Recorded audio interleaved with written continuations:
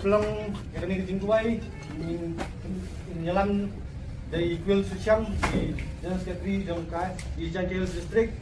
But kabang kuah benar kini kapur kalong ba kandan jaka straight line bangin buat pe jaka kali. Tapi keladan kakali bakit speaker kitinghong ang teh surak menyabet south ligi baik mende bantam mende banle tam manu ban mi nang to lain ban be ban simpasen ni nulu.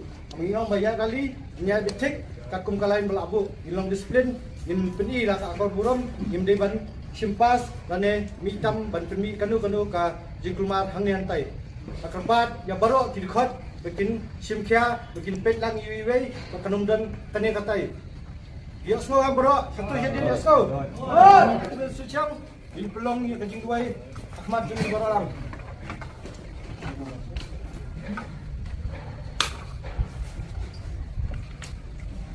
Penulis sebelah seruai. Tahu boleh long try nung tahu ini. Kerana selah cuma kendau. Ini ia try banyak lang. Haplau jangka office jangka case. Try sebab ini sim dia kena dapat. Ban tulung ini kerja rally. Ban penpawa try. Hachwab ini sim dia kena kesim jam. Hachwab ini sim dia kena ke isu. Lementah ketauba atau sanjung saja. Ibu yang me atrai hakmat maklam me imla balai. Kajian tungi mentah kasih kalau kum kedap persya ya kejikuman jangka storka ya kejindua jangka sang kejindua jangka sang kam daya atrai na mentah kejimen toa jangka sang andrai kejimen toa na mentah keribet kacak pada balai musnai.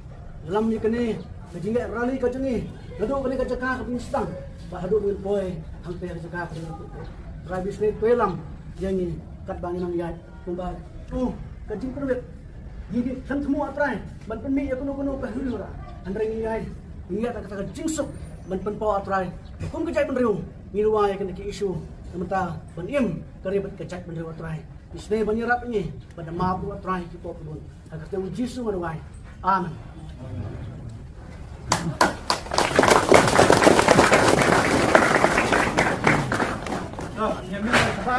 Yang mulai membagian pembalap mentan sal lagi baik dibuat dia kali berahmat dalam.